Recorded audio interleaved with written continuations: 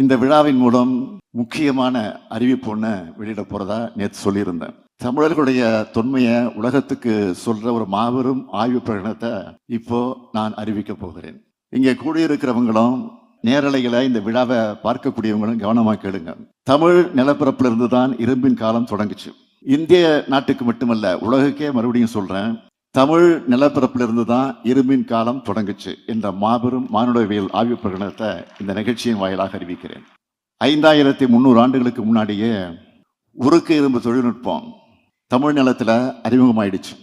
இப்போ தமிழ்நாட்டில் மேற்கொள்ளப்பட்ட அகழ்வாய்வுகள் மூலம் அண்மையில் கிடைக்கப்பெற்ற கால கணக்கீடுகள் இரும்பு அறிமுகமான காலத்தை கிமு 4000 ஆண்டின் முற்பகுதிக்கு கொண்டு சென்றிருக்கு. தென்னிந்தியாவில் குறிப்பாக தமிழ்நாட்டில் 5300 ஆண்டுகளுக்கு முன்னாடி இரும்பு அறிமுகமாகிருக்கும்னு உறுதியாக சொல்லலாம். இது ஆய்வு முடிவுகளாகவே நான் அறிவிக்கிறேன்.